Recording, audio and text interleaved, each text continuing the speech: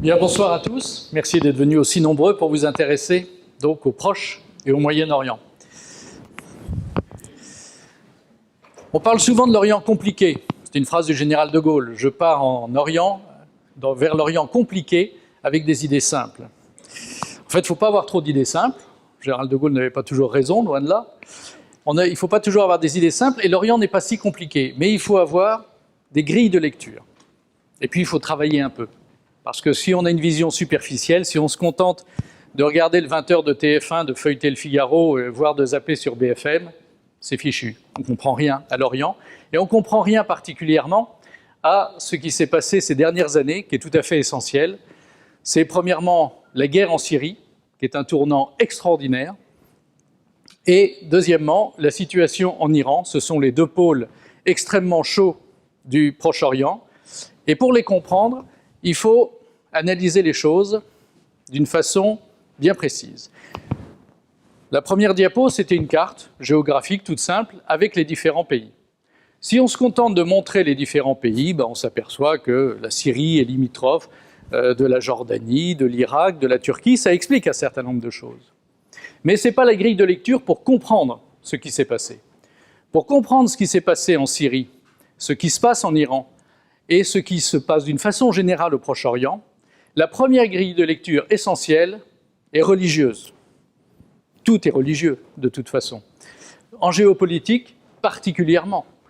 En géopolitique, les religions jouent un rôle essentiel dans la naissance des conflits et dans la poursuite de ces conflits. C'est particulièrement vrai au Proche-Orient. Vous avez là une carte qui vous montre la différence entre les pays musulmans chiites et les pays musulmans sunnites. Car vous savez que malheureusement les chrétiens sont divisés, mais fort heureusement les musulmans aussi. Et leur division n'est pas moindre que la nôtre, elle est même d'une certaine façon bien pire. La division de l'islam entre sunnites et chiites, qui dure quasiment depuis l'origine, ne s'éteindra jamais. Elle est fondamentale. Elle part d'ailleurs des racines même de l'islam, de la succession de Mahomet. La succession de Mahomet a été extrêmement violente. Elle a été l'objet de règlements de compte sanglants et finalement d'une division entre ces deux religions qui sont l'islam chiite et l'islam sunnite. Cette différence, cette division au sein de l'islam est fondamentale pour comprendre ce qui s'est passé en Syrie. Regardez bien. En vert, ce sont les pays sunnites. On part de la Turquie, la Syrie, dont la population est majoritairement sunnite. En Turquie, le pouvoir est sunnite. En Syrie, la population est majoritairement sunnite, mais pas le pouvoir. Et tout vient de là. La guerre vient de là. Ensuite, vous avez la Jordanie, pouvoir et population sunnite, et l'Arabie saoudite, la Mecque du sunnisme, par définition. L'Égypte, le Yémen, pays sunnites. Et en rouge, vous avez les pays chiites. Le grand pays chiite, c'est l'Iran, depuis l'origine. Ensuite, vous avez l'Irak, population majoritairement chiite, dont le pouvoir a été sunnite un certain temps, du temps de Saddam Hussein. Mais maintenant, c'est un régime chiite. La Syrie, qui rentre un petit peu, finalement, dans l'arc chiite, puisque son régime est proche du chiisme. Pour vous résumer, vous tracez un axe nord-sud. C'est l'axe sunnite. Vous tracez un axe est-ouest. C'est l'arc chiite. Cette compétition explique une grande partie des conflits du Proche-Orient. Parce que, sentez bien, il y a un hiatus. Le hiatus, c'est la Syrie. Les sunnites rêvent d'une unité nord-sud. Or là, il y a une population majoritairement sunnite, mais un régime chiite. C'est insupportable. Il faut abattre ce régime pour avoir un vrai axe homogène nord-sud, sunnite. Vous me suivez? De l'autre côté, à quoi rêvent les chiites? À un axe est-ouest complet. L'Iran veut mettre la main sur l'Irak, parce que l'Iran est la plus grande puissance chiite. C'est une très grande puissance, l'Iran. Et donc, son rêve, c'est de mettre la main sur l'Irak, de garder la Syrie et de mettre la main sur une partie du Liban. Le Liban, lui, est un peu chrétien, un peu sunnite, un peu chiite.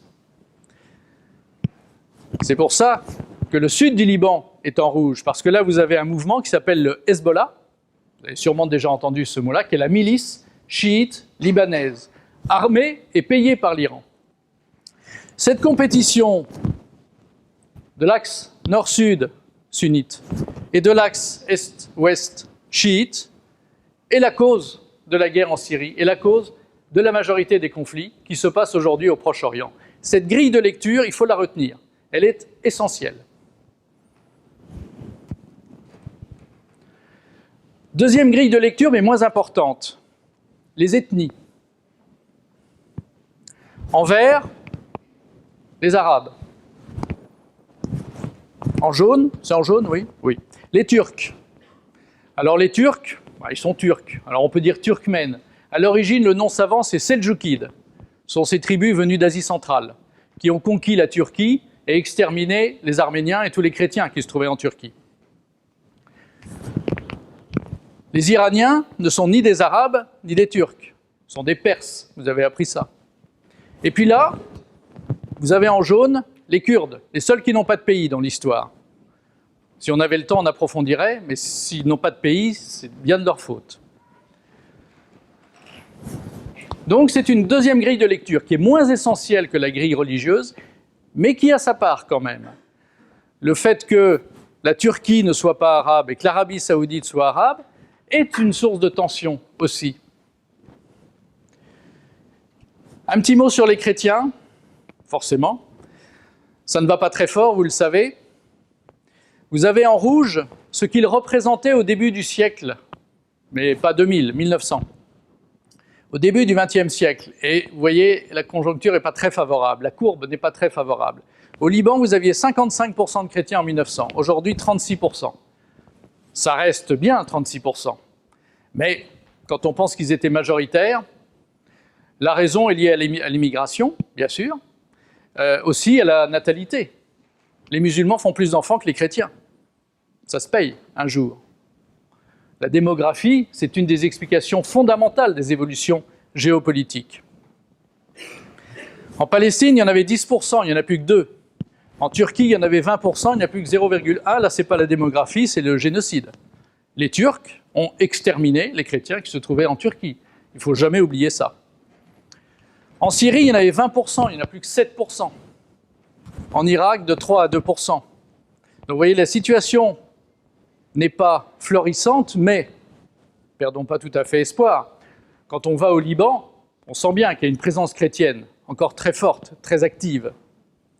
Et en Syrie, le fait que le complot pour renverser la Syrie et toute la guérilla islamiste venue du monde entier pour abattre ce régime a échoué, va permettre de sauver les chrétiens de Syrie. Si les islamistes avaient pris le pouvoir en Syrie, bien sûr, c'était un grand massacre.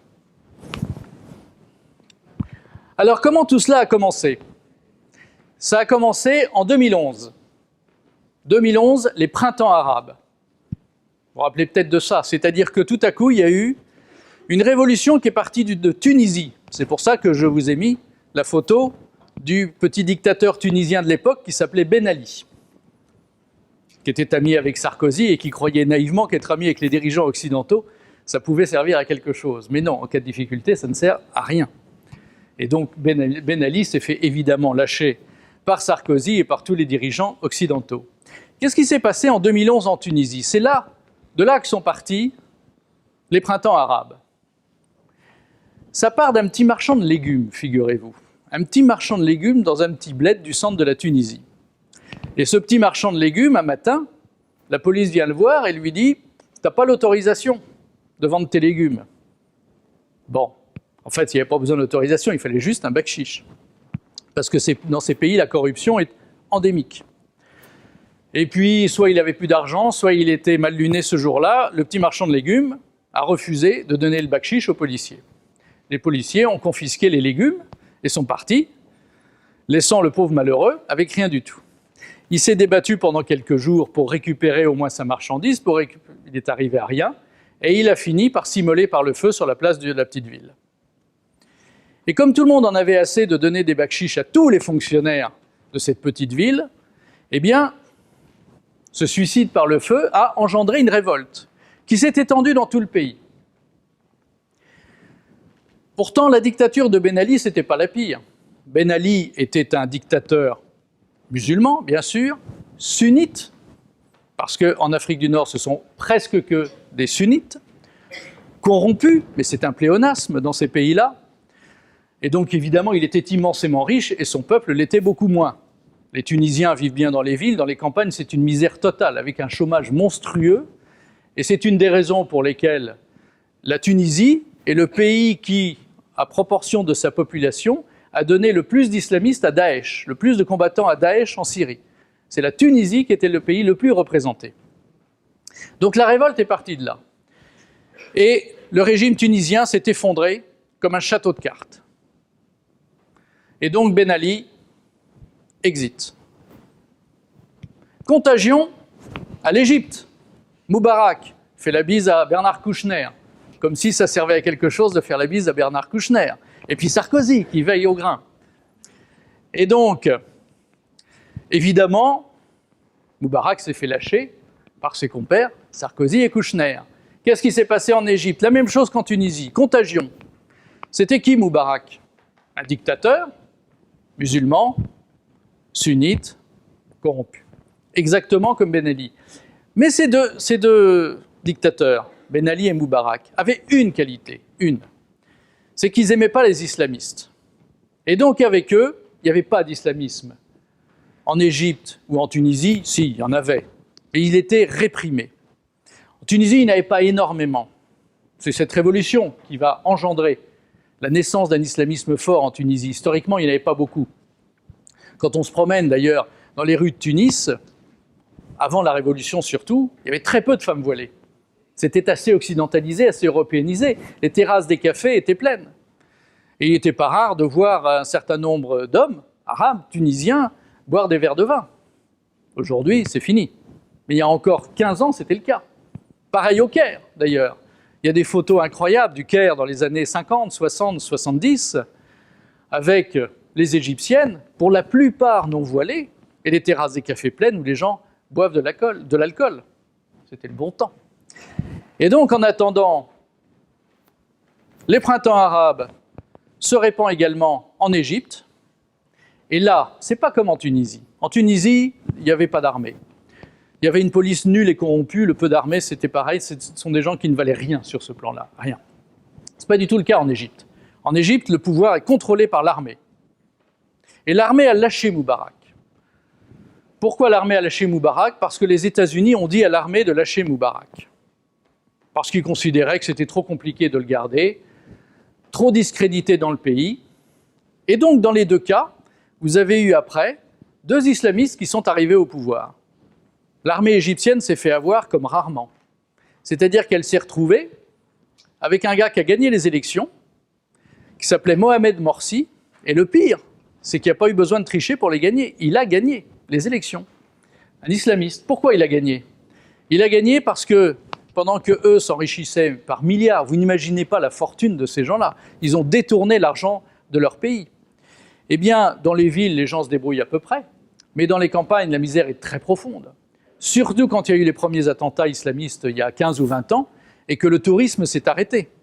C'était dans beaucoup d'endroits la seule source de revenus. Et dans les endroits qui ne sont pas des zones touristiques, ben en fait, il n'y en a pas.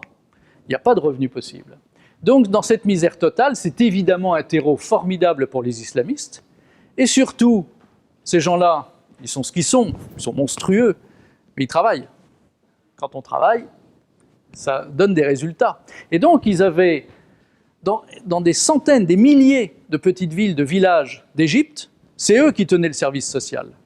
Il y avait des bénévoles qui étaient là, tout le temps, qui chassaient les chrétiens, qui chassaient ceux qui n'étaient pas complètement islamistes, qui obligeaient les femmes à revêtir un voile et qui distribuaient nourriture, argent, pas beaucoup d'argent, mais en tout cas suffisamment de nourriture pour faire vivre les familles. Et d'où venait l'argent, notamment d'une confrérie islamiste dont on parle beaucoup, qui sont les frères musulmans, extrêmement riches à travers le monde. Et donc, cette confrérie islamiste, finalement, a pris le pouvoir. Mohamed Morsi était membre des frères musulmans, et il a fallu que l'armée fasse un coup d'État, remettre de l'ordre dans les rues, parce qu'il y avait des manifestations dans tous les sens d'islamistes, tue des milliers d'islamistes, en mettent en prison des milliers, beaucoup sont morts en prison dans des conditions d'ailleurs que la morale des droits de l'homme réprouverait, mais l'armée a rétabli l'ordre. Et aujourd'hui, c'est un général qui est devenu maréchal, qui s'appelle le maréchal Sisi, qui tient le pouvoir en Égypte. Ce n'est pas un homme extraordinairement recommandable, enfin, aucun rapport avec les islamistes. Et les chrétiens, qui sont quand même assez nombreux en Égypte, on ne sait pas très bien, mais il y en a au moins 10 millions. 10 millions de Coptes, ils s'appellent des Coptes en Égypte. La plupart sont d'ailleurs orthodoxes. Eh bien, ces chrétiens, depuis, sont beaucoup moins persécutés. Et notamment au Caire, maintenant, les églises sont protégées pour éviter les sanglants attentats. Vous avez peut-être en mémoire un attentat qui a eu lieu il y a 2 ou 3 ans, le jour de Pâques, dans la cathédrale du Caire, où il y a eu des dizaines de morts. Alors, Ben Ali en Tunisie tombe, Moubarak tombe, eh bien, il faut que la Syrie tombe. En plus de ça, ce sont des dictateurs sunnites qui tombent, qui sont remplacés par des islamistes sunnites, très bien. Mais dans le rêve sunnite dont je vous parlais tout à l'heure au début, c'est le moment de lancer ça en Syrie. Parce qu'en Syrie, qui est au pouvoir en Syrie? C'est très particulier, la Syrie. C'est un homme qui s'appelle Bachar el-Assad. Vous connaissez, je pense, tous son nom, parce que nos médias le considèrent comme un des pires individus ayant probablement existé dans l'histoire de l'humanité. Laurent Fabius a dit de lui que cet homme ne méritait pas de vivre, il s'arroge des droits divins, c'est extraordinaire. Et donc, la Syrie, c'est un cas à part. Pourquoi? Parce que la population sunnite est majoritaire, 70% de sunnites. Mettons 10% de chrétiens avant la guerre. Aujourd'hui, on ne sait plus très bien. Mais 10% de chrétiens, donc vous allez me dire 20% de chiites. Pas tout à fait. Les 20%, on ne les appelle pas des chiites. On les appelle des alaouites, du nom d'une branche de l'islam très originale, très particulière, qui s'est rattachée au chiisme par commodité, par protection. Mais quand les Français avaient un mandat sur la Syrie, ou quand les Français avaient des armées dans le coin, parce que la France a été très présente en Syrie, il y a un fonds francophone très fort en Syrie, eh bien, à ce moment-là, les Alaouites avaient expliqué aux Français qu'au fond, ils étaient un peu chrétiens, et qu'ils n'avaient pas grand-chose à voir avec l'islam. C'est une religion extrêmement originale, il n'y a pas de lieu de culte, il n'y a ni mosquée, ni église, il n'y a rien, c'est pas extraordinairement contraignant hein, comme religion. Ils boivent de l'alcool, ils ont le droit, et ils sont extrêmement tolérants par nature. Et d'ailleurs, vous avez beaucoup de villages en Syrie qui sont peuplés et d'alaouites et de chrétiens. Et le jour de la Pâque, qui est le jour, la fête religieuse la plus importante au Proche-Orient, très loin devant Noël, Pâques c'est essentiel, eh bien, vous avez des familles alaouites qui viennent le dimanche chez leurs voisins chrétiens et ils boivent du vin ensemble pour célébrer Pâques. Donc on est loin de l'islam d'une certaine façon. Et tout au long des siècles, ce peuple alaouite, minoritaire, va se faire persécuter. Il va se faire persécuter par l'Empire ottoman. Vous savez que cette région a été ottomane pendant très longtemps. Le point de départ, pour vous faire juste 30 secondes, pour retenir les différentes phases, vous avez l'Empire romain, évidemment, qui tient tout le Proche-Orient. Puis après la chute de l'Empire romain, c'est l'Empire byzantin, Constantinople, qui va s'épuiser dans une guerre avec l'Empire perse, les Iraniens, et les Arabes, nouvellement musulmans venus d'Arabie, vont cueillir le morceau au 7e siècle, après la mort de Mahomet.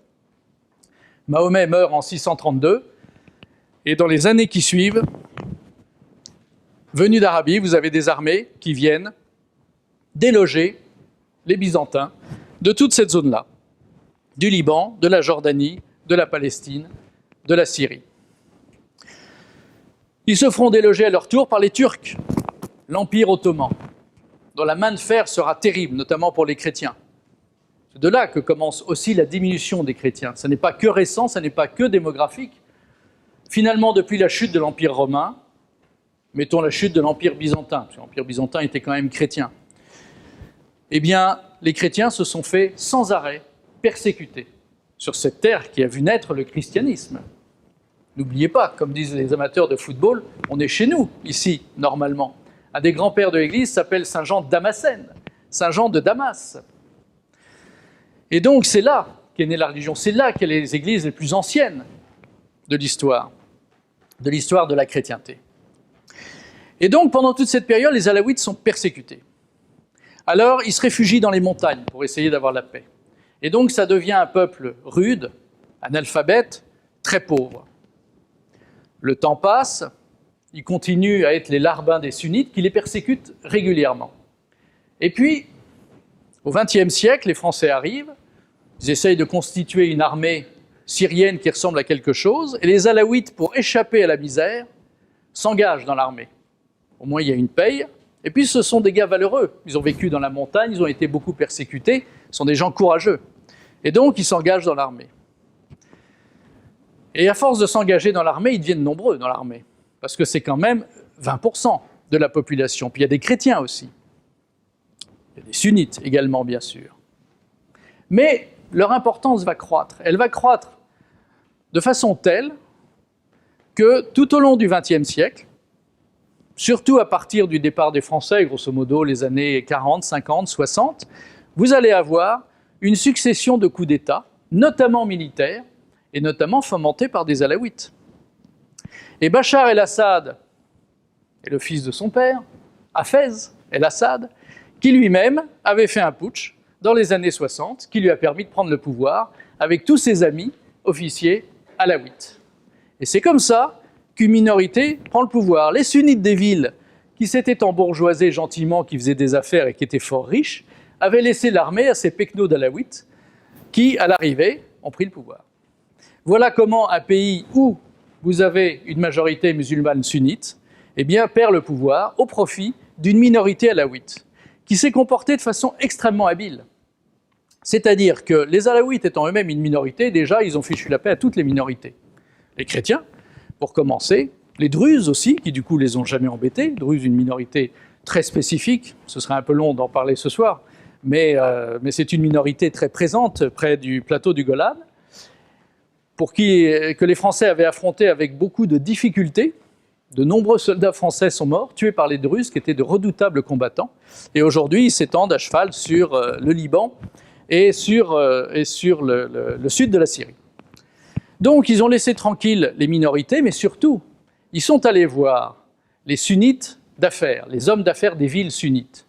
Et ils leur ont dit, nous, les affaires, on va en faire, bien sûr, puisqu'on est au pouvoir, quand même. Il y a toujours l'idée de gagner de l'argent.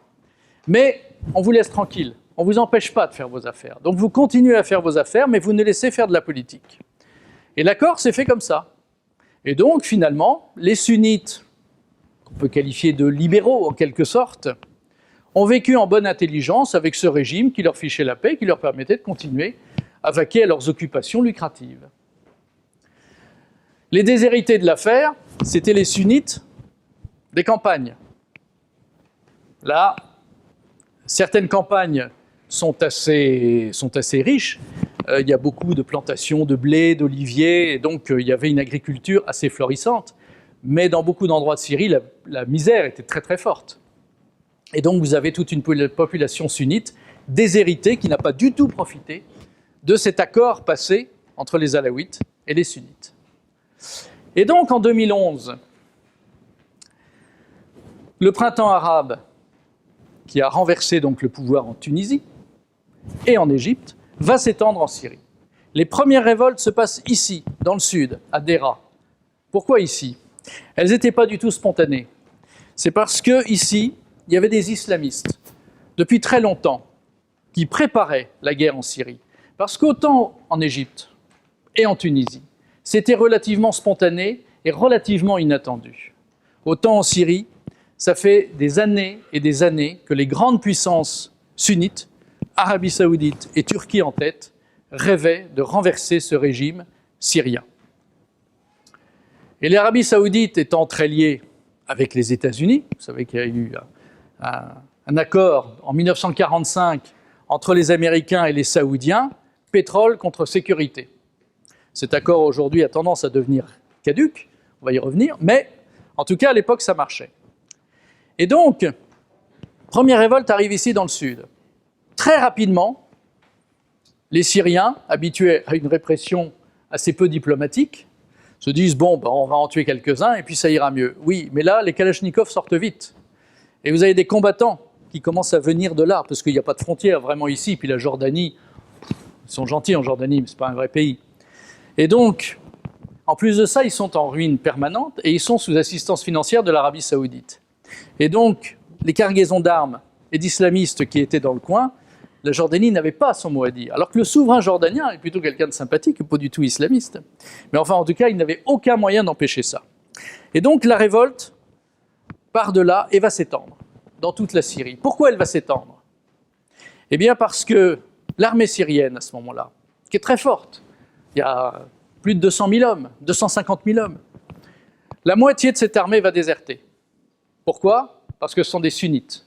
Et ce ne sont pas les sunnites libéraux et bourgeois d'affaires, etc. Eux, ils ne sont pas dans l'armée. Pas beaucoup. Et donc, la plupart des sunnites vont déserter pour rejoindre les manifestations et pour rejoindre les premières guérillas qui veulent renverser le régime de Bachar el-Assad. Les premiers combats sont du coup très compliqués pour l'armée syrienne. Parce que, en plein combat, elle voit partir des effectifs entiers, des chars qui s'en vont, qui devaient intervenir à un endroit, qui retournent leur tourelle et qui tirent sur les gars avec qui ils devaient attaquer telle ou telle milice islamiste. Donc il y a ce premier point qui est très complexe. Et puis ensuite, des milliers d'hommes arrivent. Ce n'est pas encore Daesh, mais des milliers d'hommes arrivent, des milices islamistes. Ils arrivent essentiellement de Syrie et d'Irak. Et ils sont payés et armés par qui? Par 3 pays, la Turquie, l'Arabie saoudite et le Qatar. Donc la Turquie par le nord, alors la Turquie n'a pas tant d'argent que ça. Enfin, il y a des armes et puis il y a des hommes qui passent. Par contre, vous savez que le Qatar est gorgé d'argent parce qu'il est gorgé de gaz, et l'Arabie saoudite est gorgée d'argent parce qu'elle est gorgée de pétrole. Chacun sa matière première. Et donc, ils vont armer, financer des milices islamistes, qui seront d'ailleurs concurrentes, parce que le Qatar et l'Arabie saoudite ne sont pas si copains que ça. C'est très compliqué. Mais, en tout état de cause, ils seront d'accord sur un point. Renverser Bachar el-Assad. Après, on verra. On verra. On se tapera sur la figure pour vraiment prendre le pouvoir. Mais il faut d'abord éliminer les chrétiens, les alaouites et les alliés sunnites. Dites-vous bien que si ça a tenu, c'est parce qu'il y avait aussi une grande partie de la population sunnite qui ne voulait pas des islamistes. Parce que très vite, c'est devenu islamiste, forcément. L'Arabie saoudite et le Qatar sont 2 régimes terriblement islamistes. Dans tous les pays musulmans, et au-delà dans tous les pays du monde, vous avez des millions et des millions de mosquées qui ont été construites dans le moindre pays perdu d'Afrique ou dans tout l'Occident par l'argent essentiellement de l'Arabie saoudite. Et tous nos régimes ont laissé faire le plus tranquillement du monde, se demandant mais comment ont-ils autant d'argent pour construire une mosquée? C'était l'argent de l'Arabie saoudite. Ça n'est jamais caché, tout le monde le savait et personne n'a rien fait. Donc ça s'islamise très vite ce conflit. Et quand je vous dis que ça va mal, c'est que ça va mal. Le grand mouvement islamiste s'appelle le Front Al-Nosra. Celui dont l'ineffable Laurent Fabius a dit un jour qu'il faisait du bon boulot. Il a dit ça à la télévision, le Front Al-Nosra, connu pour avoir crucifié des chrétiens après avoir pris un village où il y avait des chrétiens, le Front Al-Nosra. Et le Front Al-Nosra, figurez-vous, s'est coupé en 2. Heureusement, de temps en temps, on a cette chance. Et la partie la plus dure est partie fonder Daesh. Je dirais c'est une chance moyenne quand même. Pourquoi ils se sont séparés? Ils se sont séparés sur un concept très intéressant. Le Front Al-Nosra voulait continuer sa guérilla, disant le régime va finir par tomber. D'autres, les plus durs du Front Al-Nosra, avaient une autre idée en tête. Ils disaient on va rétablir le califat. on va rétablir ce vieux rêve musulman, avoir à nouveau un califat. C'était quand le dernier califat? C'était les Turcs. Avant, il y avait le calife de Bagdad, le calife de Damas, mais après, il y a eu l'Empire ottoman. Dernier califat territorial. Et donc, ils ont dit, bon, on supprime cette frontière avec l'Irak, qui n'a pas de sens. C'est vrai d'ailleurs que cette frontière est très artificielle. C'est un diplomate français et un diplomate anglais, on a appelé ça la ligne Sykes-Picot, qui ont dessiné ça le plus tranquillement du monde, à toi la Syrie, à moi l'Irak. C'est comme ça que ça se faisait. Donc c'est vrai que cette frontière est parfaitement artificielle. Mais en tout état de cause, il y a eu cette différence entre Al-Nosra et Daesh, c'est-à-dire Daesh dit on fait un califat et on rétablit enfin le pouvoir d'Allah sur terre avec la Syrie et l'Irak. L'État islamique au Levant. En Irak et au Levant. L'État islamique en Irak et au Levant, c'est le premier nom francophone en quelque sorte de Daesh. Daesh étant l'acronyme arabe de l'État islamique. Et Al-Nosra dit aux gens de Daesh, c'est une erreur. C'est une erreur parce que quand vous aurez fait un territoire, eh bien, les mécréants occidentaux sauront où bombarder et qui bombarder. Et en fait, ils avaient raison. Intellectuellement, ils avaient raison. Il ne fallait pas faire ça. C'était sûr que l'État créé par Daesh, le nouveau califat, ça ne pouvait pas tenir, parce que ça devenait une cible extrêmement facile à identifier. En attendant, quand Daesh est proclamé en 2015, des milliers d'hommes viennent les rejoindre. Et pas seulement des milliers d'hommes de Syrie, des milliers d'hommes du monde entier. Que dis-je des milliers? Des centaines de milliers d'hommes. Ça vient de partout, du monde entier. D'Amérique, des Caraïbes. Figurez-vous qu'on a trouvé des combattants des Caraïbes. Ils étaient en tongs au pied des cocotiers et ils ont été mourir dans le désert syrien. Il faut quand même avoir une foi pour faire des trucs pareils. Vous en avez plein qui sont venus d'Europe, de notre 9-3 favori, plein. Du sud de la France, à Lunel. Je ne sais pas si vous avez entendu parler de Lunel, dans l'Hérault. Incroyable cette ville. Il y a une douzaine de types qui sont partis mourir en Syrie. C'est venu du monde entier, le monde caucasien également en a beaucoup fourni. Et la Tunisie, comme je vous l'ai dit, la Belgique, énormément. Bref, toutes les banlieues occidentales islamisées vont fournir des combattants pour Daesh. Il y aura aussi des Chinois, des milliers de Chinois. Une minorité chinoise qu'on appelle les Ouïghours. Alors ça, même les islamistes syriens, ils ont fait une drôle de tête quand ils ont vu débarquer des Chinois. Ils se sont dit, mais qu'est-ce qu'ils viennent faire là, ceux-là? Ça devenait une espèce de tour de Babel absolument invraisemblable. En attendant, les affaires vont très mal. En noir, vous avez tout ce qui est devenu Daesh en 2015, juste après sa proclamation. Et en vert, c'est pas mieux, c'est pas Daesh, c'est Al-Nosra. Pas terrible. En rouge, c'est ce qui reste du régime syrien. Et en jaune, c'est les Kurdes. Les gars qui n'ont pas eu de pays et que c'est de leur faute. Si j'avais plus de temps pour développer, je vous expliquerai pourquoi. Bref, eux, ils sont assez nombreux dans ces coins-là et ils en profitent pour se tailler une certaine autonomie, avec d'ailleurs l'accord du régime syrien, qui n'a plus les moyens d'être sur tous les fronts. Et donc, petit à petit, ils se replient. Ils ont eu un nombre de morts considérable. On dit souvent que la guerre en Syrie a fait 300 000 morts. On ne sait pas très bien en réalité. Mais ce qui est sûr, c'est que dans ces 300 000, il y a au moins 100 000 de l'armée syrienne. Donc ils ont eu des pertes considérables. Et donc petit à petit, ils reculent, ils protègent Damas, ils essayent de protéger Alep, où il y a un siège terrible, mais grosso modo, ils ont à peu près tout laissé tomber, sauf cette ville de Deir ez-Zor qui tient, parce qu'il y a beaucoup de chrétiens, et beaucoup d'alaouites qui sont ensemble au coude à coude pour tenir contre un siège terrible de Daesh. Et donc, vous voyez, en 2015, on en est là. C'est-à-dire qu'il n'y a plus que ça. Alors d'accord, c'est la partie la plus peuplée, la plus riche. On est au bord de la mer. Et là, tout ce qui est gris, clair, c'est du désert. Mais quand même, vous voyez, tout le long de l'Euphrate, vous savez qu'il y a deux grands fleuves. Au Proche-Orient, on apprenait ça à l'école, le Tigre et l'Euphrate. Bon, le Tigre, c'est en Irak, et l'Euphrate, c'est celui-là. Donc, il y a cette pression considérable. Et puis là, vous avez beaucoup de taches vertes dans le sud. Et Damas commence à être menacé. Si Damas tombe, c'est fini. Et là, vous avez tout le pays alaouite. Et là, tournant de l'affaire, vous avez une base russe.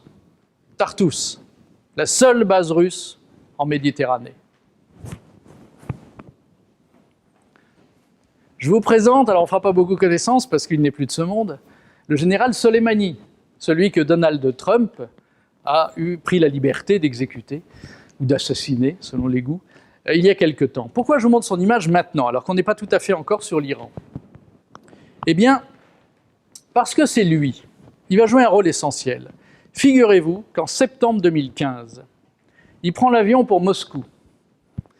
Et là, il est reçu par Poutine et tout l'état-major de l'armée russe. Et Soleimani, qui suit ça depuis le début. Pourquoi il suit ça depuis le début? Eh bien parce que l'armée syrienne, en énorme difficulté, avec surtout une insuffisance d'effectifs considérable, appelle au secours l'Iran. Elle appelle au secours les Russes, qui ne bougent pas beaucoup pour l'instant, et elle appelle au secours l'Iran. Et l'Iran va lui envoyer des combattants. Il y a au moins 10 000 combattants iraniens qui vont, et alors, ce sont de bons combattants, et ils vont aider l'armée syrienne en Syrie. Et dans le sud du Liban, le Hezbollah, très bons combattants, ceux qui ont résisté à l'invasion israélienne dans le sud du Liban, il y a quelques années. Ils ont eu énormément de morts, mais ils sont extrêmement courageux. Et donc vous allez avoir des milliers de combattants iraniens, des milliers de combattants du Hezbollah libanais qui vont venir en Syrie aider l'armée syrienne. Et sans eux, l'armée syrienne se serait effondrée.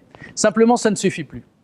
Ça ne suffit plus parce que les milices islamistes sont de plus en plus nombreuses, gorgées d'argent, comme je vous l'ai dit, et d'armes aussi, et d'armes de plus en plus sophistiquées, parce que figurez-vous que les Américains, les Français, les Anglais, dans leur grande sagesse, ont estimé que Bachar el-Assad ne méritait pas de vivre, et qu'il fallait absolument changer de régime, et venir à un régime démocratique.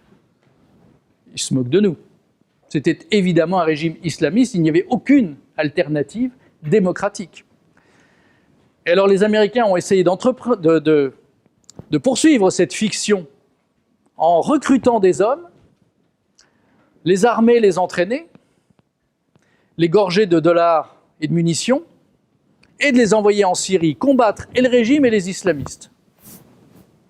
Riche idée. Et donc, ils ont rejoint Daesh et Al-Nosra aussitôt après, sur le front syrien. Ils se sont vendus, je vous rassure, parce que ça vaut cher. Les milices islamistes, d'ailleurs, c'est très amusant, elles changeaient de camp régulièrement. Selon que le Qatar ou l'Arabie Saoudite payaient tant par semaine, eh bien, ils changeaient de camp. Alors maintenant, je ne suis plus du Qatar, je suis de l'Arabie Saoudite. Et quand la CIA est venue avec ses dollars, alors là, il y en a beaucoup qui sont passés dans le camp de la CIA. Mais dès qu'il s'agissait de faire le coup de feu, ils rejoignaient leurs copains islamistes. C'est une très très belle opération. Et donc, alors tout le monde y est allé, hein, services français occidentaux, tous y sont allés pour renverser le régime de Bachar el-Assad. Et alors Soleimani, donc, va à Moscou. Il est reçu par Poutine et par l'état-major russe. Et là, il leur dit, c'est fini, c'est fichu, on ne tient plus. Juste celle en arrière, la précédente. Là, ici, à cet endroit-là, le front est en train de craquer. C'est pas Daesh, c'est Al-Nosra. Là, vous avez 50 000 hommes d'Al-Nosra qui poussent et l'armée syrienne est en train de céder. Et donc Soleimani explique à Poutine, si vous ne faites rien, eh bien, c'est fini. Le régime syrien, dans 3 mois, est tombé. À Noël, Damas tombe. Enfin, ça, c'est moi qui rajoute Noël, parce que je suis pas sûr que Soleimani était très sensible à Noël. Mais enfin, bon, d'ici la fin de l'année, Damas tombe. Et donc, Poutine doit se décider.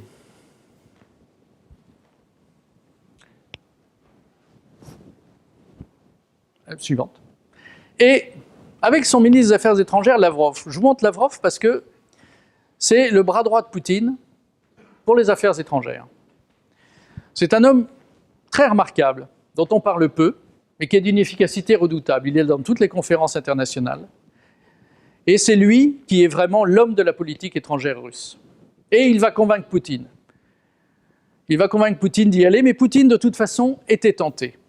Et un dernier homme va emporter la décision de l'intervention russe qui va tout changer. C'est le patriarche de Moscou, figurez-vous. Parce que vous savez, ce serait un jour l'objet d'une conférence, dans la résurrection russe, depuis la chute du régime communiste, l'anarchie qui a suivi, et le renouveau russe avec l'arrivée de Poutine au pouvoir en l'an 2000, il y a eu en même temps un renouveau religieux en Russie. De très nombreuses églises ont été construites ou reconstruites. Les Russes, à certains endroits, disaient là, il y avait une église, mais les bolcheviks l'ont rasée en 1930, on l'a reconstruit.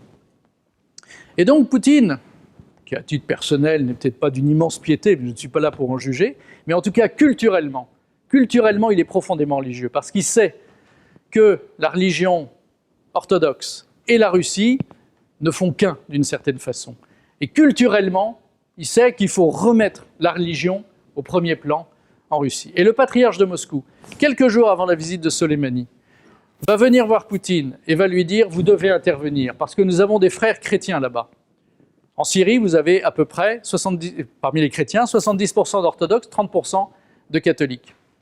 Et donc le patriarche de Moscou dit « On n'a pas le droit de laisser tomber nos frères chrétiens, ils vont tous se faire égorger. » Et donc, voilà ce qui va arriver. C'est-à-dire que la décision est prise. La décision est prise, et c'est l'aviation russe qui va arrêter le déferlement d'Al-Nosra par un déluge de feu. Les islamistes vont avoir des milliers de morts en quelques jours, sous les yeux stupéfaits des Américains, des Français, des Anglais qui s'étaient gaussés et qui avaient dit « Ah, ils vont en Syrie, ils savent pas ce que c'est que la Syrie, ça va être leur Afghanistan. » C'est vrai que l'Afghanistan, ça a été un échec terrible et pour l'Union soviétique et après pour les Américains, qui vont bientôt s'en aller piteusement et laisser la place aux islamistes après avoir dépensé des milliers de milliards de dollars pour essayer de maintenir un régime qu'ils avaient eux-mêmes contribué à démolir quelque temps avant. Et donc, ce déluge de feu va sauver le régime dans un premier temps. Et on découvre que la Russie a de nouveau une armée, pas gigantesque en nombre, mais très efficace. Et donc, la reconquête a lieu. La reconquête a lieu, ça c'est un drapeau syrien, et on reprend vers Daesh. Là, c'est beaucoup plus dur. D'ailleurs, aujourd'hui, autant ça a été complètement reconquis sur Daesh, autant ça, cette province d'Idleb, encore au moment où on parle, il y a des combats terribles qui se passent dans cette province, entre Al-Nosra, toujours là, 40 000 hommes, et l'armée syrienne qui essaye désespérément de reprendre cette poche. En attendant, tout le reste va être nettoyé. Et l'offensive vers le désert se fait à toute vitesse pour libérer Deir ez-Zor. Deir ez-Zor, c'est un symbole. C'est un symbole à double titre. Parce que, premièrement, c'est là que les derniers Arméniens sont morts du génocide. Les Turcs, avec la complicité active des Kurdes. N'oubliez jamais ça, les Kurdes ont été des grands zélateurs du génocide arménien. Pourquoi ? Parce qu'après avoir expulsé les familles arméniennes et les avoir tuées tout de suite ou jetées sur les routes pour qu'ils meurent de faim et de soif à Deir ez-Zor, ils prenaient leur maison après. C'était le seul objectif, parce qu'il n'y avait aucune idéologie dans tout ça pour eux. Chez les Turcs, il y avait une véritable idéologie. Et, deuxième raison, parce que Deir ez-Zor, il y a une forte communauté chrétienne. Il y a eu un siège terrible de Daesh, et donc il faut saluer les combattants de Deir ez-Zor, parce que ça a été un siège extraordinaire, auquel ils ont résisté avec un courage, une foi et une bravoure incroyables, alors qu'ils étaient 10 fois inférieurs en nombre. À la fin, dans les dernières semaines, c'était des gamins de 12 ans, de 13 ans, qui prenaient des kalachnikovs et qui, derrière les barricades, faisaient le coup de feu contre Daesh. Et donc, ils ont récupéré leurs églises, ils ont chassé Daesh, puisque l'armée syrienne, donc, revigorée par l'intervention russe, et la première chose qu'ils ont faite dans ces églises en ruine, ravagées par la guerre et par Daesh, qui prenaient grand soin de tout casser dans les églises, eh bien aujourd'hui, ils reconstruisent leurs églises, et la première chose qu'ils ont faite, c'est d'aller de nouveau à la messe qu'ils n'avaient pas pu faire depuis 8 ans. Alors, il faut réfléchir maintenant à une chose. Parce que, en géopolitique, il faut se dire comment les choses se passent, c'est ce qu'on est en train de faire, mais après, il faut se dire pourquoi. Fondamentalement, pourquoi les Russes sont intervenus en Syrie, renversant ainsi le cours de la guerre. Alors bien sûr, il y a le patriarche de Moscou, bien sûr, il y a les chrétiens syriens, bien sûr, il y a la base navale russe. Mais ça ne suffit pas à expliquer un tel revirement. Pour la première fois, la Russie, depuis très longtemps, intervenait, pas si loin de ses bases que ça, mais tout de même, relativement loin. Qu'est-ce qui explique ça ? Une série de faits qui se sont déroulés les uns après les autres. Après la chute de l'Union soviétique, en 1991, le régime russe est entré en décadence complète. Il y avait un dirigeant qui s'appelait Boris Eltsine, qui était pas mal au début. Mais il avait dans l'idée, on va faire la paix éternelle avec les États-Unis. Et l'Occident, moi je me sens plus européen qu'asiatique, et donc on va faire la paix éternelle, on supprime le pacte de Varsovie par définition, ils vont supprimer l'OTAN, qui n'a plus de raison d'être, et on va travailler ensemble, il n'y a plus aucune raison d'avoir la moindre opposition. Et ce qu'avaient demandé les Russes, c'était une chose, c'est qu'au fur et à mesure que l'Empire russe se délitait, puisque toute une série de pays ont demandé leur indépendance, du coup, de régions russes, les pays baltes, l'Ukraine, la Biélorussie, et tous les pays du Caucase, l'Ouzbékistan, le Tadjikistan, etc. Donc tout cela ont pris leur indépendance, et l'exigence russe, c'était, ces pays-là ne doivent pas adhérer à l'OTAN, parce que sinon on prendra ça, nous, pour une agression, donc on vous demande de dissoudre l'OTAN comme le pacte de Varsovie a été dissous. Vous savez que l'OTAN, c'est l'alliance militaire des pays occidentaux, et en face, le pacte de Varsovie, c'était l'alliance militaire des pays communistes. La guerre froide a vécu comme ça, avec deux organisations militaires. Le monde communiste s'effondrant, le pacte de Varsovie n'existant plus, les Russes attendaient, les Russes devenus du coup non communistes, que l'OTAN s'arrête également. Pas du tout. Parce que l'idée américaine, c'était de dominer le monde à ce moment-là. L'ennemi russe, l'ennemi soviétique était détruit, la Russie était très affaiblie, mais quand même, potentiellement, comme l'avait très bien démontré Tocqueville, la Russie sera toujours, à un moment donné, une grande puissance à nouveau, de par sa position géopolitique, le pays le plus grand du monde, et de loin, même en dépit de toutes ses faiblesses économiques et démographiques, notamment. C'est un pays qui perd de la population chaque année, ce qui n'est quand même pas extrêmement bon signe. Et donc les Américains vont continuer leur expansion. Pourquoi ? Parce qu'ils sont partis de cette idée qui a été développée par un géopoliticien américain qui a dit, voilà, maintenant c'est la fin de l'histoire. Il a écrit un article, non, la fin de l'histoire. Et ça a beaucoup frappé la classe politique américaine qui est partie de ce concept-là. C'est-à-dire que jusqu'à présent, on vivait dans un monde bipolaire. Il y avait le monde occidental, libre, et le monde communiste. Et avec l'effondrement du monde communiste, on part dans un monde qui devient unipolaire. On n'est plus dans un monde bipolaire. Et donc les Américains ont dit, c'est la fin de l'histoire, maintenant nous dominons le monde. Mais il faut contenir deux pays, la Chine, qui économiquement nous menace, et la Russie, dont il faut se méfier toujours. Et donc ils vont faire adhérer à l'OTAN toute une série de pays, et la Russie aura cette impression d'encerclement contre laquelle elle ne pourra rien faire. Et ensuite vont se dérouler toute une série d'événements qui vont faire reculer les Russes partout, les humilier. Vous avez l'affaire du Kosovo en 1999. Vous savez que les Balkans, puisque le monde communiste a éclaté, la Yougoslavie communiste a éclaté aussi. Organisée par les pays occidentaux, c'est une conférence en soi, la Slovénie, la Croatie, la Bosnie, le Monténégro ont autoproclamé leur indépendance. Ça a été des guerres terribles, vous le savez. Mais il s'est passé quelque chose de très original, plusieurs années après, parce que la guerre dont je vous parle, ça va de 92 à 95, 96. Et puis en 99, cette région-là, qui s'appelle le Kosovo, qui se situe donc au sud de la Serbie, appartenait à la Serbie, mais depuis des siècles et des siècles. Simplement, ces braves Serbes, ils sont comme nos amis libanais, ils ne font pas d'enfants. Et là, à côté, vous avez un pays très pauvre, très musulman, qui petit à petit a émigré au Kosovo et qui a fait beaucoup d'enfants. Et donc, les Serbes sont devenus minoritaires, très minoritaires. Et donc, bien travaillés par les Albanais, petit à petit, ils ont commencé à avoir des velléités d'indépendance. Les Serbes disaient, l'indépendance, c'est une province serbe depuis toujours. C'est comme si nous, la Seine-Saint-Denis, demandait aujourd'hui son indépendance parce qu'ils ont la majorité. Et si ce n'est pas fait, c'est pour bientôt. Et donc, les Serbes n'occupaient pas le Kosovo, étaient chez eux au Kosovo. Et donc, en 1999, les Américains ont dit aux Serbes, avec la complicité des Français, des Anglais, des Allemands, je la fais brève, ont dit aux Serbes, il faut vous retirer du Kosovo, il faut partir. Les Serbes ont dit, mais hors de question, c'est chez nous.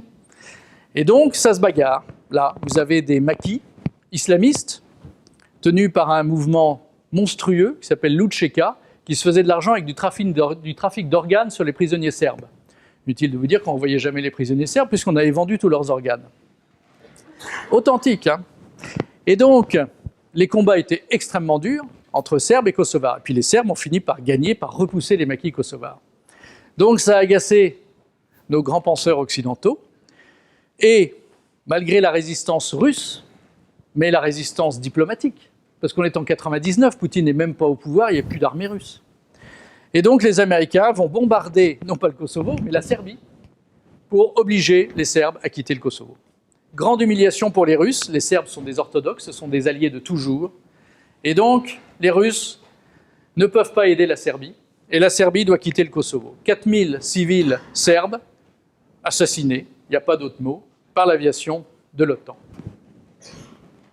Et puis 2003, George Bush, vous l'avez reconnu, c'est la seule fois de sa vie où il va réveiller un treillis militaire, parce que comme il a été réformé du service militaire, il n'avait pas porté de treillis militaire. Mais ce jour-là, il en porte un, pourquoi ?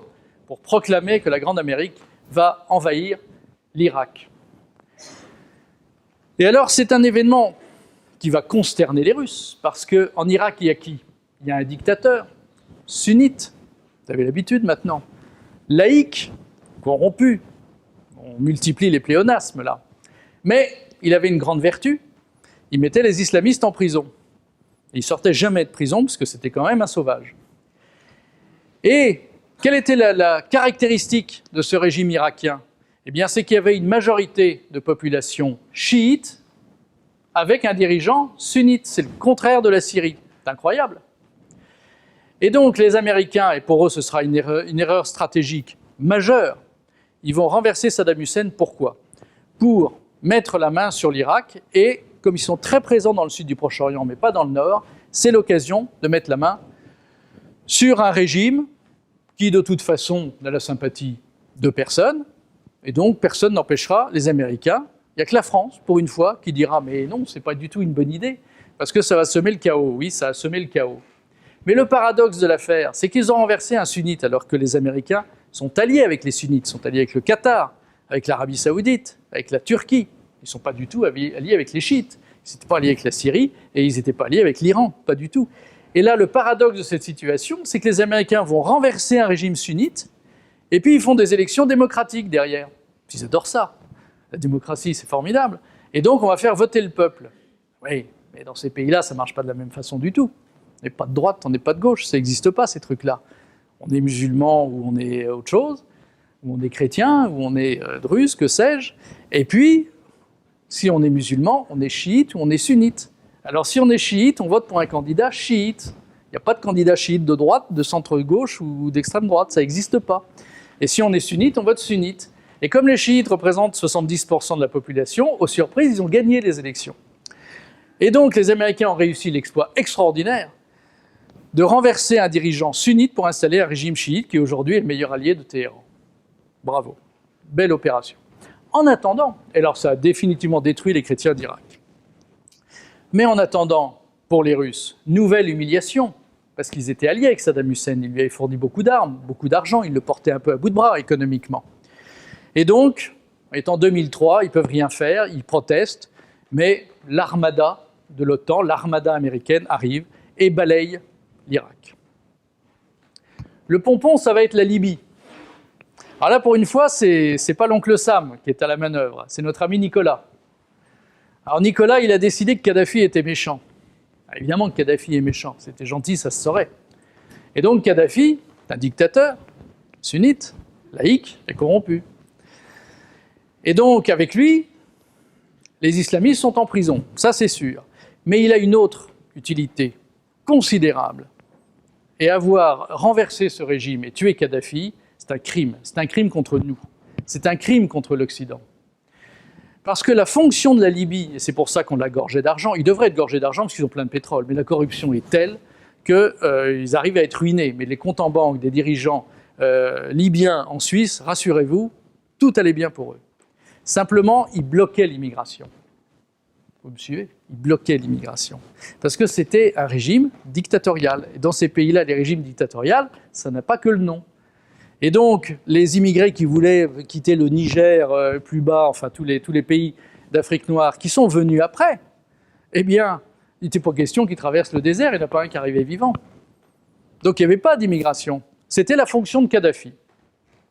Et puis au moment des printemps arabes, on est en 2011 là, printemps arabe, à Benghazi, vous avez une révolte totalement islamiste. Totalement. Benghazi, la ville la plus islamiste de Libye. Et donc, de Tripoli, la capitale, le méchant Kadhafi envoie ses chars pour aller remettre de l'ordre à Benghazi. Et à ce moment-là, on nous fait le coup de l'aide humanitaire, on nous fait le coup du grand massacre qui se prépare, un méchant dictateur va tuer des braves gens, et donc Sarkozy, pour des raisons assez obscures, a décidé de détruire ce régime libyen. On a dit après que c'est parce que Kadhafi avait financé sa campagne électorale en 2007 et que ça commençait à remuer. Il y avait des hommes d'affaires libanais, le nommé Takedine, qui disaient « mais si, moi j'avais les mallettes, c'était bourré de millions et de millions d'euros pour financer la campagne ». Bon, peut-être, peut-être pas. Il y aura un procès un jour, on le saura peut-être. Mais c'est pas sûr, ces trucs-là, on n'est pas sûr. Même l'affaire Stavisky, vous voyez, on ne sait toujours pas vraiment qui a tué qui dans l'histoire. Donc il y a des trucs qu'on ne sait pas vraiment. Mais en tout cas, ce qu'on sait, c'est que Sarkozy a réussi à convaincre le Premier ministre anglais de l'époque, ce grand bonnet de James Cameron, pour lui dire c'est épouvantable ce qui va se passer à Benghazi, ça va être un bain de sang. Et vous aviez BFM, TF1, France Inter, qui relayaient tout ça, le bain de sang de Benghazi qui se prépare, l'horrible Kadhafi. Il l'avait reçu à l'Élysée avec sa tante, ses bédouins et ses chameaux quelques mois avant. Et donc, fin du fin, les Américains disent « ah ben nous on veut en être ». Hillary Clinton, secrétaire d'État de Barack Obama, envoie également quelques avions, tout ça pour détruire l'armée libyenne et renverser le régime. Et les Russes avaient dit aux Américains, bon, c'est 2011, donc les Russes, ça recommence à exister un peu, mais on ne les avait pas vus à l'œuvre en Syrie. Donc les Américains ne se méfiaient pas trop. De toute façon, militairement, il ne se passera pas grand-chose. D'ailleurs, c'est vrai, il ne s'est pas passé grand-chose. Mais les Russes ont dit, bon, si vous voulez, vous faites voler quelques avions, croiser quelques bateaux, mais pas de blague, on ne renverse pas le régime. Promis juré. Du coup, les Russes ne mettent pas leur veto à l'ONU. Poutine n'était plus président à ce moment-là, c'était Medvedev, qui est un tout petit peu moins intelligent. Il a cru les Américains, c'est très très étrange.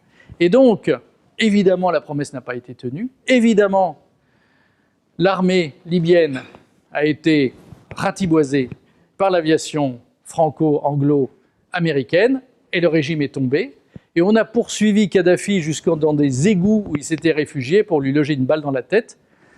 Et c'était des Libyens qui se vengeaient, bien sûr. C'est pour ça qu'il y avait plein de services secrets de tous les pays occidentaux qui étaient autour des égouts en question. Donc, Kadhafi exit, l'anarchie s'installe en Libye, et puis pour nous, occidentaux, des millions d'immigrés qui s'en vont, qui traversent la Méditerranée. Le bonheur ultime. Belle opération de Nicolas Sarkozy. Mais pour les Russes, une humiliation de plus. Et ça, c'est le dernier point qui va pousser les Russes à intervenir. Les Russes commencent à avoir un gros problème avec les islamistes caucasiens. Et lui, c'est un gabarit exceptionnel. Il s'appelle Omar. Omar le Tchétchène. C'est un Tchétchène. Les Tchétchènes, c'est le cauchemar des Russes, depuis des décennies. Déjà au XIXe siècle, il y avait des combats terribles entre l'armée russe et les Tchétchènes. Ces musulmans, très bons combattants, en plus des hommes des montagnes, des hommes rudes. Et donc, tout au long des décennies, il y a eu des combats entre Tchétchènes et Russes. Et le monde caucasien est devenu très islamiste. Il y a eu 2 guerres de Tchétchénie. L'armée russe a beaucoup souffert. La première fois, elle a perdu en 1994 sous Eltsine. La deuxième fois, elle a gagné avec Poutine. Et ça a été une désinformation en Occident considérable sur la guerre en Tchétchénie. Et notre ami Omar le Tchétchène, qui avait déjà combattu l'armée russe vigoureusement, est parti en Syrie avec des milliers de Tchétchènes. Ça n'a pas été drôle pour l'armée syrienne.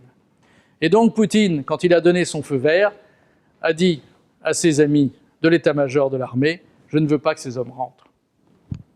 Et donc, il est mort. Et à Noël dernier, on ne perd pas toujours toutes les guerres. Vous avez le méchant Bachar el-Assad, le méchant Vladimir Poutine, les deux haines de nos médias, qui célèbrent Noël avec je ne sais pas comment on dit, le patriarche orthodoxe de la cathédrale de Damas. Et aujourd'hui, la situation en Syrie est la suivante. Vous avez donc l'armée syrienne qui a reconquis la majeure partie du territoire. La province d'Idlib, que vous aviez tout à l'heure, où là, il y a des combats terribles. Alors, petit à petit, l'armée syrienne grignote, mais c'est pas facile. Ça fait beaucoup de morts. Les Turcs ont profité du retrait américain. Les Américains protégeaient les Kurdes. Et quand les Américains se sont retirés de ces régions-là, les Turcs, qui depuis le génocide se sont fâchés avec les Kurdes, disent « nous, on ne veut pas d'autonomie kurde le long de nos frontières », donc ils s'y sont mis aussi. Alors vous voyez l'imbroglio, vous avez l'armée syrienne, vous avez Al-Nusra, vous avez les Turcs qui sont là, et les Kurdes qui sont là aussi, protégés par les Américains. Donc on en est là. Et donc ça va être repris, un jour ou l'autre. Ça va coûter cher, mais ça va être repris parce que la carte est là, mais il y a 3 mois, elle était là, et dans 2 mois, elle sera là. Petit à petit, ça grignote. Le gros problème, ça va être de convaincre les Américains de partir. Les Américains se sont installés là, pas très nombreux, mais il y a les Kurdes, qu'ils payent, qu'ils entretiennent. Et pourquoi ils sont installés là? Parce que là, il y a tous les puits de pétrole syriens. Et Trump, avec sa franchise désarmante, a dit « moi j'aime le pétrole ». Et nous resterons en Syrie pour protéger le pétrole. C'est pas joli, ça? Alors, petit à petit, l'armée syrienne revient à Raqqa, qui fut la capitale de l'État islamique, de Daesh, à Saké, à la demande des chrétiens d'Assaké, qui sont très nombreux dans cette région-là, et dans toute cette partie-là. Mais, Turcs, Kurdes, Américains, vous sentez que là, on est quand même un peu dans l'Orient compliqué. Cela étant, le régime ne tombera plus maintenant et les islamistes ne gagneront pas. Pour l'Occident, c'est une défaite stratégique absolue, parce que du coup, ils sont devenus inaudibles, personne n'a compris leur stratégie, et les Russes, aujourd'hui, sont les seuls au Proche-Orient à pouvoir parler avec tout le monde.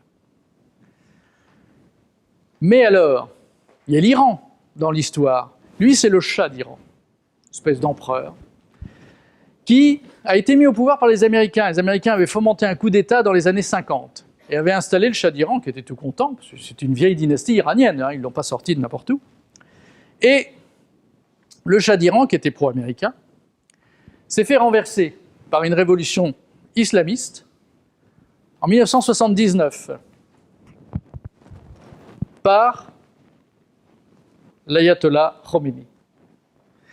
Et alors, si vous regardez bien derrière, vous voyez ce petit képi là, c'est de chez nous.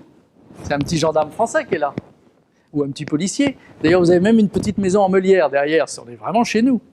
Qu'est-ce qu'on a fait, nous? On a encore été brillants dans l'histoire. On n'a rien trouvé de mieux qu'au moment où la révolution islamiste éclate en 1979. Alors, il est vrai qu'à la décharge du président Valéry Giscard d'Estaing, de triste mémoire, il n'est pas encore mort, enfin en tout cas, de mauvais président de la République, eh bien, on ne savait pas très bien ce que c'était qu'une révolution islamiste. L'islamisme, c'est un truc très récent. Il faut bien raisonner là-dessus. Et on n'a pas compris que c'était une révolution islamiste.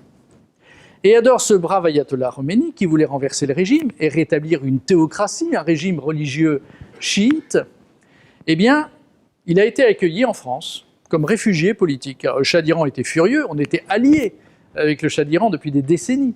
Et le Shah d'Iran dit « mais n'accueillez pas ce type, c'est un fou furieux ». Si on l'a accueilli dans cette petite maison en Meulière, dans les Yvelines, un petit coin charmant qui s'appelle Naufle-le-Château, et qui était devenu le centre de la révolution iranienne. Vous aviez des milliers de mollahs, de soldats iraniens, de militants qui passaient, enfin de soldats islamistes, qui passaient là et qui repartaient faire la révolution en Iran. Et cette révolution a marché. Le Shah a été renversé, les hommes du régime du Shah ont été rudement châtiés, et ce régime qui a un président a surtout aujourd'hui un guide suprême. Alors le guide suprême, c'était l'ayatollah Khomeini, qui a fini par mourir, et aujourd'hui, c'est Khamenei. Par Khomeini, c'est Khamenei. Peu importe, à la limite, ça vaut pas mieux. Et donc Khamenei, là qu'on voit en train de distiller ses paroles d'amour à la mosquée de Téhéran, continue à entretenir ce régime théocratique dans une espèce de folie religieuse, de fanatisme religieux, qui exaspère finalement le peuple iranien. Surtout le peuple des villes qui en a assez de cette chape de plomb qui pèse sur lui depuis 1979 maintenant. Pourquoi je reviens en arrière sur cette révolution? D'abord pour qu'on comprenne d'où vient l'Iran, mais aussi d'où vient cette haine très particulière de l'Amérique contre le régime iranien. Elle a un aspect stratégique, d'abord. N'oubliez pas une chose, sunnite, chiite. La clé de lecture, c'est ça, toujours sunnite, chiite. Quand vous pensez à des musulmans dans tel pays, dites-vous, en fait, sunnite ou chiite? Alors chez nous, c'est très simple, ils sont tous sunnites. Hein. Et ce n'est pas les plus drôles parce qu'il y a quand même une différence idéologique. Je ne vais pas rentrer dans les différences religieuses parce que ça nous entraînerait loin. Mais, pas forcément passionnant. Mais il y a une différence stratégique qui est importante entre les deux. Les sunnites adorent exporter leurs idées. Les sunnites. Les chiites, ça leur est un peu égal, dans le fond. Le rêve d'un sunnite, c'est pour ça que c'est eux qui ont fait Daesh, c'est eux qui ont voulu rétablir le califat.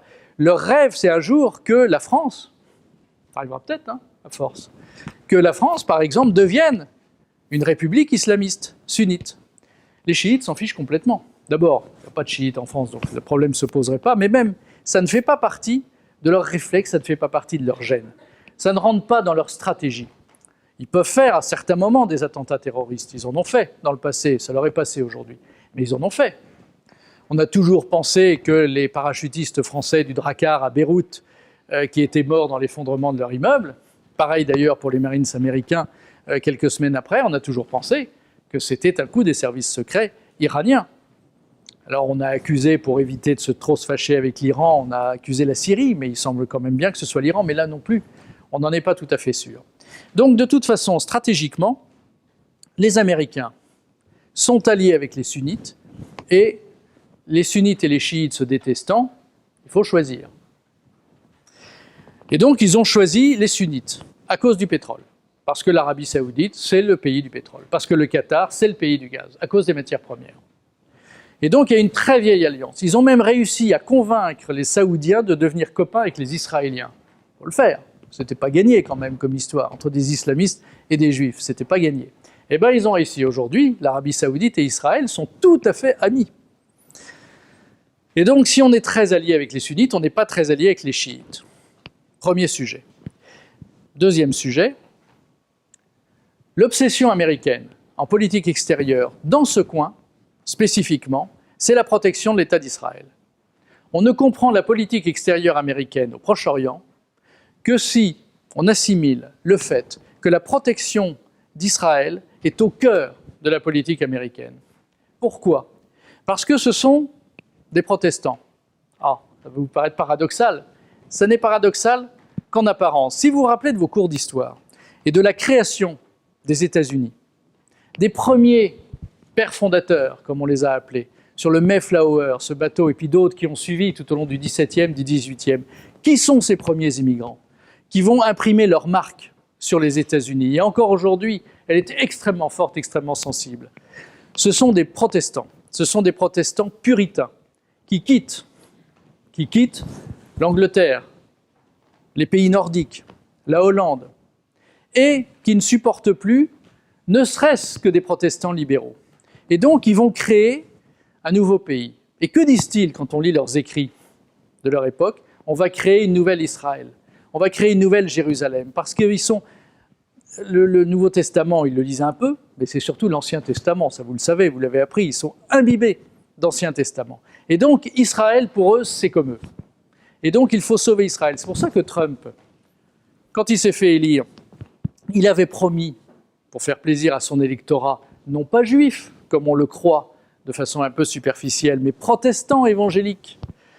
Il avait dit, la capitale d'Israël sera, l'ambassade américaine en Israël sera transférée de Tel Aviv à Jérusalem. Ça a l'air de rien comme ça, c'est pas fondamental. Si, c'est fondamental. Et donc, sur TF1, sur BFM, dans le Figaro, dans Le Monde, sur France Inter, ils vous ont dit c'est pour flatter son électorat juif. Pas du tout.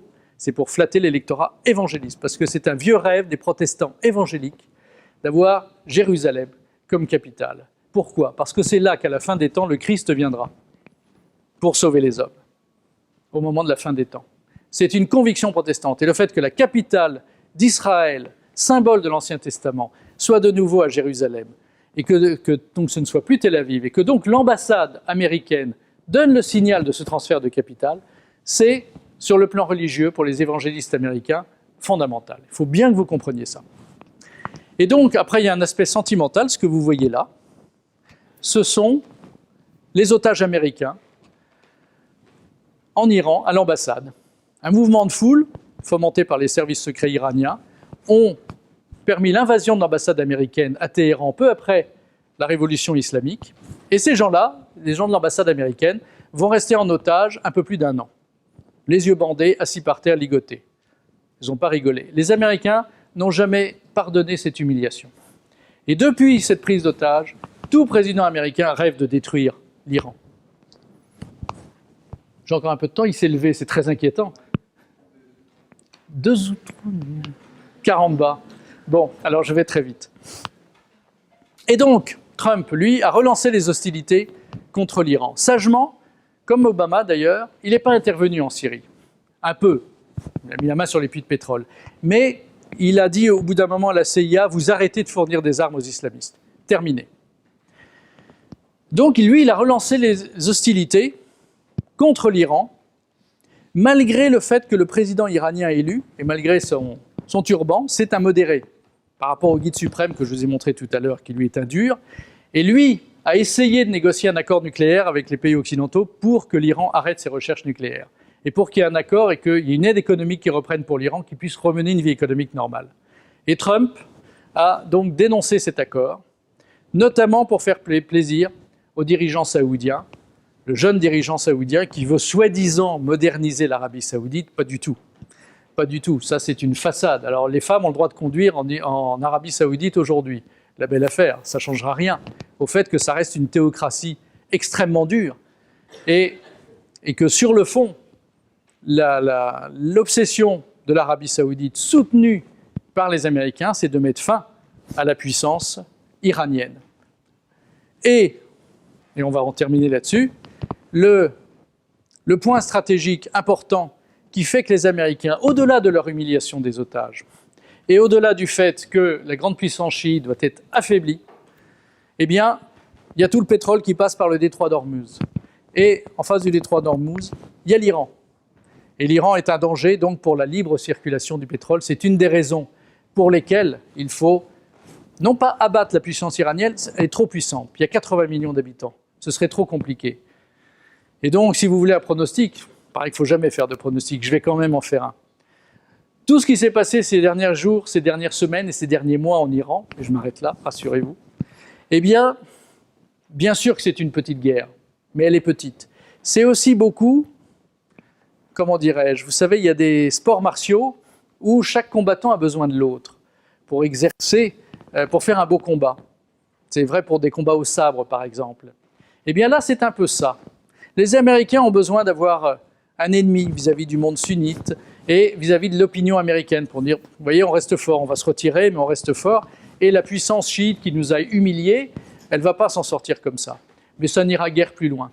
Et les Iraniens, pour conforter leur régime, qui vacille, parce que la population iranienne en a tout de même un petit peu assez de cette théocratie.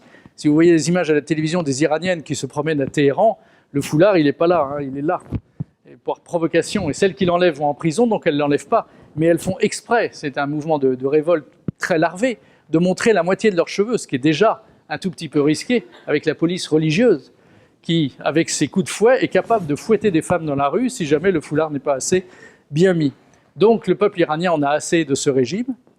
Et cette confrontation avec l'Amérique permet de renforcer un nationalisme qui finalement bride un petit peu le mouvement de révolte qu'il pourrait y avoir. Mais donc pour toutes ces raisons-là, la guerre que Trump a déclarée à l'Iran, c'est une guerre plus politique que militaire et on ne doit pas s'attendre à un embrasement général au Proche-Orient entre les États-Unis et l'Iran. Je vous remercie.